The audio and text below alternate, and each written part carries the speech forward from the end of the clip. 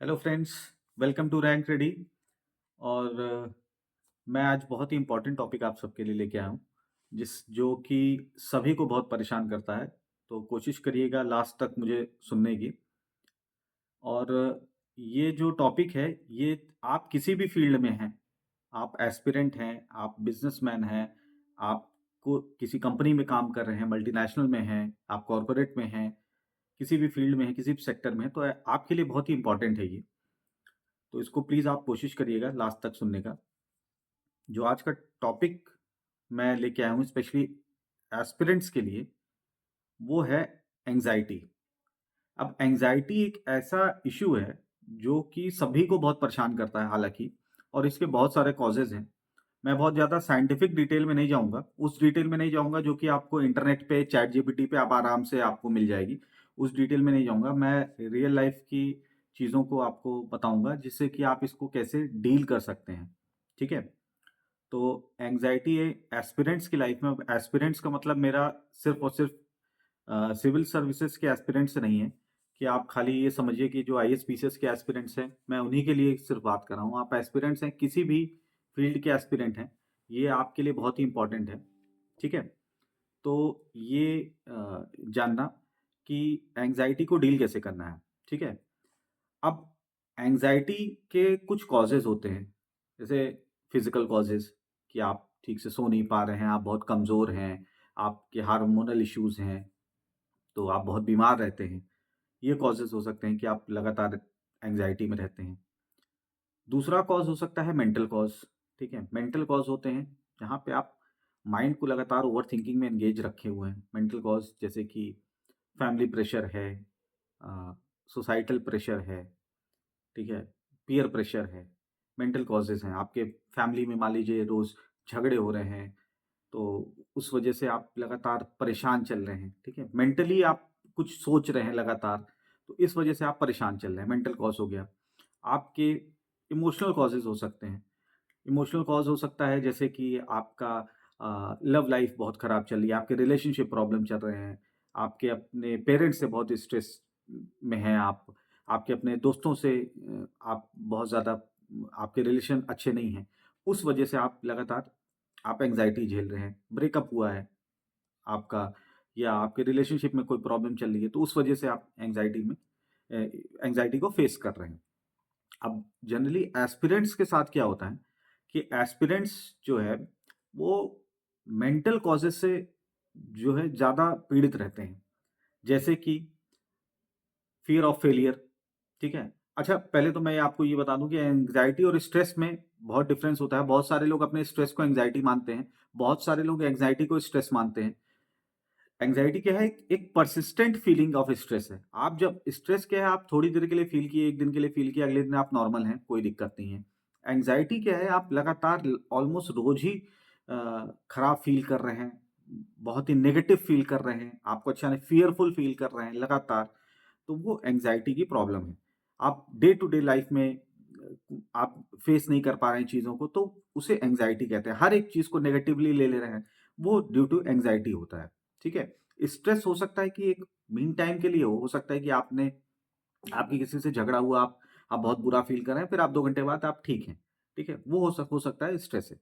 अब एस्पिरेंट्स के लिए क्या है कि मेन जो टॉपिक है, मेन मुद्दे की बात करते हैं कि एस्पिरेंट्स को एंग्ज़ायटी कैसे डील करनी है और उनको क्या प्रॉब्लम फेस करनी पड़ती है। जैसे फ़ियर ऑफ फेलियर, कल को मेरा सिलेक्शन नहीं हुआ, कल को मैं इस फ़ील्ड में सक्सेसफुल नहीं हुआ, नहीं हुई, तो फिर क्या होगा? मेरी लाइफ़ कहाँ जाएगी? मैं लोग क्या कहेंगे? मेरे तो दोस्त आगे बढ़ गए, मैं कहाँ जाऊँगा? मैं कहाँ जाऊँगी? लड़कियों के लिए तो मेरी तो शादी हो करवा देंगे ज़बरदस्ती घरवाले। फिर मैं जो है सक्सेसफुल, मेरे लिए होना ज़रूरी ही ज़रूरी है, इम्पोर्टेंट है, ठीक है? माँ-बाप ने मेरे ऊपर इतने पैसे इन्वेस्ट किए हैं, वो उनका सिलेक्शन हो गया, उसका सिलेक्शन हो गया, वो वहाँ पहुँच गया, उसने तो मल्टीनेशनल में वो बैंगलोर चला गया, वो सिलिकॉन वैली चला गया। आप इस तरह की फीलिंग्स जो है, या फिर आप कोई भी सोशल फंक्शन अटेंड नहीं कर रहे हैं, इस डर से कि लोग क्या पूछेंगे, लोग पूछेंगे आप क्या कर रहे हो? आप आपके जो है करियर के बारे में आपसे अगर सवाल पूछ ले तो आप उसका क्या जवाब दोगे? आपके पास जवाब नहीं होगा। ऐसे बहुत सारी चीज़ें। फिर अगर आपने कोई एग्ज़ाम दिया है, कुछ अटेम्प्ट किया है और आपका वो खराब हो गया, तो खराब होने के बाद अब उसका फेलियर का जो प्रेशर है, वो आपसे झेला नहीं जा रहा। लोग पूछ रहे हैं, अच्छा उसका एग्ज़ाम का रिज़ल्ट क्या हुआ? आप वो नेगेटिव रिज़ल्ट फेस नहीं कर पा रहे हो। ऐसे बहुत सारी चीज़ें हैं जो अ, झेलना पड़ता है कि आप प्लान बी होना चाहिए, मैं इस प्लान ए के साथ ही चलूँ कि मेरा कोई प्लान बी भी होना चाहिए, प्लान सी भी होना चाहिए। ऐसी बहुत सारी चीज़ें होती हैं, जो फेस करना पड़ता है एज़ एन एस्पिरेंट्स, जो मैंने भी फेस की। तो इस चीज़ को मैं इसीलिए इम्पोर्टेंट था मुझे ये बताना आप सबको। मुझसे बहुत सारे लोगों ने इस मामले में बात की, बहुत सारे एस्पिरेंट्स ने मुझसे बात की। खुल के नहीं बात करना चाहते वो। उन्होंने जो है मुझसे पर्सनली इस मामले में बात की। तो इसलिए मैं ये बात आपको बता रहा हूँ। अब एंग्ज़ायटी को डील करने के लिए पहली बात तो ये कि 2 चीज़ें आप जान लीजिए कि एंग्ज़ायटी की वजह से, किसी भी परेशानी की वजह वजह से रोना या फिर हेल्प माँगना साइन ऑफ वीकनेस नहीं है। आप अगर हेल्प माँग रहे हैं या आप रो रहे हैं, तो इसका मतलब ये नहीं कि आप वीक हैं, ठीक है? इसको पहले तो बिल्कुल ही मन से निकाल दीजिए क्योंकि मैंने भी ये इश्यूज़ फेस किए हैं और मैंने भी ये हेल्प माँगी है। मैं भी रोया हूँ, तो इसलिए और उन उसको डील करके मैं स्ट्रॉन्गली बाहर निकला हूँ। तो इसलिए ये कहीं से भी साइन ऑफ वीकनेस नहीं है, बल्कि साइन ऑफ वीकनेस ये है कि आप उसको छुपा रहे हैं, आप उसको इन्हिबिट कर रहे हैं, आप उसको सोच रहे हैं कि मैं दबा लिया हूँ, वो अब खत्म हो जाएगा, ऐसा कुछ भी नहीं है, वो और ही बढ़ेगा, ठीक है? और बड़े भयानक रूप में बाहर आएगा। इसलिए seek help please, talk to someone you love, you are connected with. तो ये बिल्कुल ही इसमें कोई भी आप इसमें भी शर्म मत फ़ील करिए। इसको डील करने का एज़ एन एस्पिरेंट मैं आज खाली मेंटल कॉजेज़ की बात करूँगा, इमोशनल कॉजेज़ अगर आप चाहेंगे तो मैं फिर से कभी बात कर लूँगा इमोशनल कॉजेज़ के बारे में और फिज़िकल कॉजेज़ के बारे में, फाइनेंशियल कॉजेज़ के बारे में। फाइनेंशियल कॉज़ एक बहुत बड़ा कॉज़ होता है एंग्ज़ायटी का, ठीक है? पैसों की प्रॉब्लम बहुत बड़ी प्रॉब्लम हो जाती है और वो बहुत स्ट्रेसफुल हो जाता है, तो इसलिए वो भी एक अलग प्रॉब्लम है। एस्पिरेंट्स के लिए सबसे बड़ी प्रॉब्लम जो है मेंटल कॉजेज़, उसके लिए मैंने कुछ जो रियल लाइफ़ की चीज़ें हैं, पॉइंट्स हैं, उसको मैंने नोट डाउन किया हुआ है। वो मैं आपको बता देता हूँ, जिससे कि आप उसको सच में आप कनेक्ट कर पाएँगे उन चीज़ों से। पहला चीज़ एज़ एन एस्पिरेंट आप किसी भी फ़ील्ड से जुड़े हुए हैं, अपनी कैपेबिलिटीज़ को एनालाइज़ कर लीजिए जल्द से जल्द। ये आपके लिए जानना बहुत ज़रूरी है कि आप कितनी मेहनत कर सकते हैं। आप किस फ़ील्ड में आपको कितना पसंद है वो फ़ील्ड। अगर आपको लॉयर बनना नहीं पसंद है, तो प्लीज़ लॉ की पढ़ाई मत करिए। आपको डॉक्टर बनना नहीं पसंद है, तो डॉक्टरी की पढ़ाई मत करिए। आप अच्छे डॉक्टर नहीं बनेंगे। तो ये जानना बहुत ज़रूरी है कि आपकी कैपेबिलिटीज़ क्या है। अगर आप 8 घंटा पढ़ाई नहीं कर सकते, 9 घंटा, 10 घंटे पढ़ाई नहीं कर सकते हैं, तो आपको ये जानना ज़रूरी है कि मैं कितने घंटे आराम से मन लगा के पढ़ाई कर सकता हूँ या कर सकती हूँ। ये जानना बहुत ज़रूरी है। अगर आप अ, आईएएस बनना चाहते हैं और आप ये सोचिए मैं तो 2 ही घंटा से ज़्यादा तो मेरा मन ही नहीं लगता, मैं नहीं पढ़ सकता हूँ, चाहे कुछ भी हो जाए। तो आप आपके लिए बहुत डिफ़िकल्ट हो जाएगा, ठीक है? क्योंकि आपका कॉम्पिटिशन उनसे होगा जो 10-10 घंटे पढ़ रहे हैं और बहुत लगन से पढ़ रहे हैं। इसलिए ये आपके लिए अपनी कैपेबिलिटीज़ को पहले तो जान लेना और उसको स्वीकार कर लेना बहुत, बहुत ही ज़रूरी है, ठीक है? आप उनको जल्द से जल्द समझ लीजिए। नेक्स्ट है हार्ड वर्क। अच्छी से अच्छी एंग्ज़ायटी अगर आप एज़ एन एस्पिरेंट आप फेस कर रहे हैं, तो आप ये जानिए कि उसको आप डील कर सकते हैं अगर आप बहुत ही हार्ड वर्किंग हैं। हार्ड वर्क से आप एंग्ज़ायटी को डेफ़िनेटली डील कर सकते हैं। तो हार्ड वर्क क्या है कि आपकी एंग्ज़ायटी को ऑटोमैटिकली कम करेगा। आप बहुत हार्ड वर्क कर रहे हैं, आप उस फ़ील्ड में ऑटोमैटिकली डे बाय डे आप आगे बढ़ते चले जाएँगे। आपको अपने आप ही लगेगा कि यार मैं बहुत आगे हूँ, आप कॉन्फिडेंट फ़ील करने लगेंगे। आप जैसे ही कॉन्फिडेंट फ़ील करेंगे, आपकी एंग्ज़ायटी अपने आप कम होने लगेगी। तो हार्ड वर्क एक एंग्ज़ायटी से लड़ने में एक बहुत बड़ा फैक्टर है, ठीक है? हार्ड वर्किंग इंसान जल्दी एंग्ज़ायटी नहीं फ़ील करता है। तो इसलिए please work hard as much as you can. Next है, प्लीज़ फेस द वर्ल्ड। अगर आप कहीं भी सोशल इवेंट्स में जाने से बचते हैं, आप सर झुका के इधर-उधर जाते हैं, आप मोहल्ले में नहीं निकलते कि अरे लोग पूछेंगे तो क्या कहेंगे? आपको डरने की कोई ज़रूरत नहीं है। आप बन भी गए, तो भी किसी से कोई मतलब नहीं रहेगा। आप नहीं भी बने, तो भी मतलब नहीं रहेगा, ठीक है? आप बन गए, तो आपसे मदद माँगने 4 लोग आ सकते हैं, लेकिन आप कहिए कि आपका खर्चा चलाने कोई नहीं आएगा। आप नहीं बने तब भी आपका खर्चा चलाने कोई नहीं आएगा। तो आपको वर्ल्ड को बिल्कुल फेस करिए। आप जब फेस कर लेंगे ना, तो आपका वो सेकंडों में वो फ़ियर चला जाएगा। लेकिन आप फेस नहीं करेंगे, तो आप उस कांस्टेंट फ़ियर में रहेंगे कि अभी कोई देख लेगा तो क्या होगा? कोई देख लेगा क्या होगा? एक सोशल फंक्शन में सपोज़ करिए आपको किसी शादी में जाना है जहाँ आपके 4 रिश्तेदार मिलेंगे। आपको पता है वो मुझसे सवाल पूछेंगे। आप प्लीज़ उस फंक्शन में जाइए। आप उन 4 सवालों को जवाब दे देंगे ना, तो नेक्स्ट टाइम आप ऐसे किसी भी इवेंट में जाने से आप डरेंगे नहीं। लेकिन आप नहीं जाएँगे तो आप कॉन्स्टेंटली वो पूरा दिन, उसके अगले दिन और भी कई दिन आप ये सोचते हुए बीत जाएँगे कि देखो मैं उस शादी में नहीं जा पाया और इसी डर से क्योंकि मैं सक्सेसफुल नहीं हूँ। काश मैं होता तो मैं जा पाता। तो शादी में जाने के लिए सक्सेसफुल होना कोई भी क्राइटेरिया नहीं है। बहुत सारे अनसक्सेसफुल लोग भी उस शादी में आए रहे होंगे। तो ऐसा कोई भी रिक्वायरमेंट नहीं है। आप जाइए, फेस करिए उनको, सबको फेस करिए वन्स एंड फॉर ऑल और उस चैप्टर को वहीं क्लोज़ कर दीजिए। आप उस फ़ियर से कुछ का सामना कर लेंगे सेकंडों में। हो सकता है बहुत सारे लोग आपको ये देख के खुश भी हों कि सारे रिश्तेदार खराब नहीं होते। हो सकता है कुछ लोग खुश भी हों कि अच्छा यार चलो ठीक है, समय निकाल के आया। बहुत अच्छा भी फ़ील करेंगे और आप भी अच्छा फ़ील करेंगे, आप घर लौट के आएँगे, तो आपको अच्छा फ़ील होगा। ठीक है? तो प्लीज़ फेस द वर्ल्ड। अगला है, as an aspirant please limit your desires. आप अपनी डिज़ायर को जितना कंट्रोल में रखेंगे ना, आप पीयर प्रेशर से बचे रहेंगे। अगर आपको अच्छे जूतों का शौक है, अच्छे कपड़ों का शौक है, अच्छे फ़ोन्स का शौक है, तो आप प्लीज़ उसको कुछ दिन टाले रखिए, ये सोच के कि जब मैं सक्सेसफुल हो जाऊँगा या हो जाऊँगी, तो मैं उन चीज़ों को अपनी डिज़ायर्स को फुलफ़िल कर दूँगी, तब तक मैं कम रखूँगी अपनी डिज़ायर्स को। आपकी डिज़ायर्स कम रहेगी, आपकी वांट्स, आपकी नीड, आपकी इच्छाएँ कम रहेंगी ना, तो आपके लिए बहुत आसानी होगी। आधी दिक्कतें क्या होता है, हमें ओवरथिंकिंग में डालने वाली चीज़ें हमारी डिज़ायर होती हैं। आप डिज़ायरफुल कम रहेंगे तो आपको जो है ये नहीं लगेगा कि अरे मेरे पास वो चीज़ नहीं है, मेरे पास वो चीज़ नहीं है। आप खुद को बताते रहेंगे कि अभी मुझे इस चीज़ की ज़रूरत नहीं है, इसलिए मेरे पास ये चीज़ नहीं है।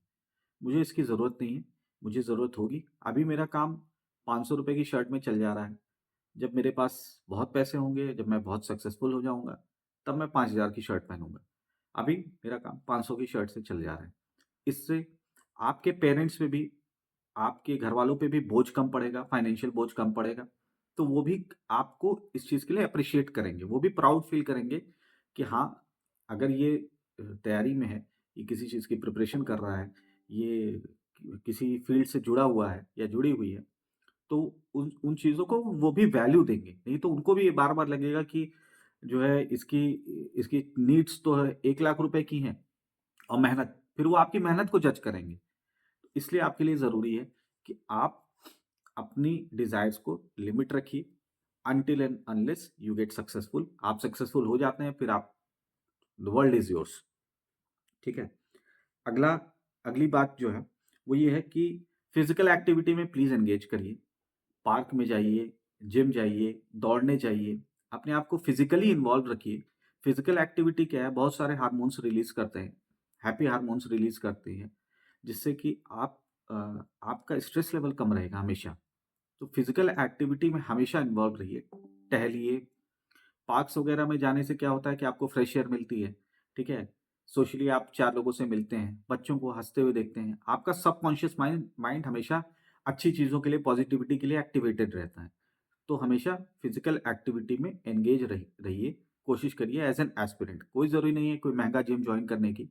आप किसी सस्ते जिम में भी जा सकते हैं। आप 4 दोस्त मिलके एक टाइम डिसाइड कर सकते हैं कि यार इस टाइम मिला करेंगे, आधे घंटे पार्क में टहला करेंगे, हँसी-मज़ाक करेंगे। आपको बहुत अच्छा फ़ील होगा और ये डेफ़िनेटली वर्क करता है। प्लीज़ इस बात को ज़रूर मानिएगा। नेक्स्ट है, अगर आप किसी भी जिस भी फ़ील्ड से जुड़े हुए हैं, तो प्लीज़ स्टार्ट योर डे सून। अब स्टार्ट योर डे सून का मतलब ये नहीं है कि आप सुबह जल्दी उठने की मैं बात कर रहा हूँ। स्टार्ट योर डे सून मतलब आप जिस फ़ील्ड से जुड़े हैं, उस फ़ील्ड से रिलेटेड आपका दिन जल्दी शुरू होना चाहिए। सपोज़ करिए कि आप आईएएस-पीसीएस की तैयारी कर रहे हैं, यूपीएससी या यूपीपीएससी या बीपीएससी किसी भी सिविल सर्विसेज़ की तैयारी कर रहे हैं। तो आप कोशिश करिए कि आप सुबह उठने के बाद जल्द से जल्द न्यूज़पेपर पढ़ना शुरू कर दीजिए या कुछ भी पढ़ना शुरू कर दीजिए। बिना ये सोचे कि आज मैं ये करूँगा, आज मैं वो करूँगा, आज मुझे इतना पढ़ना है, आज मुझे ये टेस्ट सीरीज़ लगानी है, वो करना है। इसके बजाय आप तुरंत पढ़ना शुरू कर दीजिए, बिना कुछ सोचे-समझे पहले। जब आपका दिन जल्दी शुरू हो जाता है ना, आप उस हैबिट में 15-20 मिनट में आ जाते हैं ना, तो आप ऑटोमैटिकली बाकी दिन बहुत जल्दी-जल्दी आपका दिन एकदम जैसा आपने सोचा है वैसा ही बीत जाएगा। शुरू के 1-2 घंटे आप अगर बिता देंगे ना, तो आपको ये लगेगा, "अरे यार! अब तो दोपहर हो गई, तो दिन वेस्ट हो गया। अच्छा चलो अब कल से पढ़ूँगा, अब कल से देखा जाएगा या ये वाला काम कल हो जाएगा।"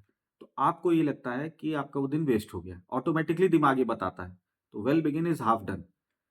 अच्छी शुरुआत करिए। नेक्स्ट है कि पहले ही पहली तैयारी के या आप किसी भी फ़ील्ड से जुड़े हुए हैं, तो उसको पहले ही आप प्लान बी पे मत चले जाइए। प्लान ए पे अपनी पूरी मेहनत दीजिए, तब प्लान बी पे जाइएगा। कोई ज़रूरी नहीं है कि 2 ही महीने के बाद आप सीधे प्लान बी पे चले जाइए, ठीक है? कोशिश करिए कि आप प्लान ए पे स्टिक रहिए। जब प्लान ए एकदम ही आपको परेशान हो जाइए या उसमें बात ना बन रही हो, तब प्लान बी पे जाइए। प्लान ए पे लगे रहना काफ़ी दिनों तक पूरी मेहनत के साथ बहुत ज़रूरी है, तभी आप अपने लिए अपॉर्च्युनिटी क्रिएट कर पाएँगे। नेक्स्ट है कि आर्ट की फील्ड में कुछ जुड़े रहिए, म्यूज़िक से, फेस्टिवल्स से। अगर आप फेस्टिवल को एन्जॉय करेंगे, तो ये पॉज़िटिविटी देगा, आपको रिफ्रेश रखेगा अगले कई दिनों के लिए, ठीक है? टेम्पल्स जाइए, ट्रिप्स पे जाइए, ट्रिप्स का मतलब तो ट्रिप्स पे जाइए। ट्रिप्स पे जाने का मतलब ये नहीं कि आप अंडमान, निकोबार और गोवा चले जाइए। हाँ, दोस्तों के साथ छोटी-सी किसी आप ट्रिप पे चले गए, आस-पास के किसी मंदिर में चले गए, ठीक है? 1 दिन की किसी जर्नी में चले गए, बस से चले गए, ज़्यादा खर्चा नहीं हुआ, ठीक है? आप पहुँच गए, 1-2 दिन में आप वापस आ गए, यू विल फील गुड। ये रिफ्रेशिंग भी होता है, तो ज़रूरी है। मंदिर, मस्जिद जाइए, गुरुद्वारे जाइए, आपको वहाँ पॉज़िटिविटी फ़ील होगी, ठीक है? और म्यूज़िक सुनिए, पोएट्री सुनिए, बुक्स पढ़िए, अच्छी बुक्स पढ़िए। तो ये फिलॉसॉफिकल बुक्स पढ़िए। ये आपको स्ट्रेंथ देगी, आपकी इनर स्ट्रेंथ आपकी विल पावर को मज़बूत करेगी। ठीक है? ये बहुत ज़रूरी है आर्ट से जुड़े रहना। आधा 1 घंटा देंगे, तो आप जिस फ़ील्ड से भी जुड़े हुए हैं, उस फ़ील्ड में आपको ये मेहनत करने के लिए प्रेरित करेंगी ये चीज़ें। और लास्ट बट डॉ नॉट द लीस्ट कि एंग्ज़ायटी में क्या होता है ना कि हम लोग जो भी हमारा फ़ियर है, उसके पास तक हम जाते हैं, फिर हम वापस आ जाते हैं। पास जाते हैं, वापस आ जाते हैं। वो फ़ियर कांस्टेंट फ़ियर बना रहता है।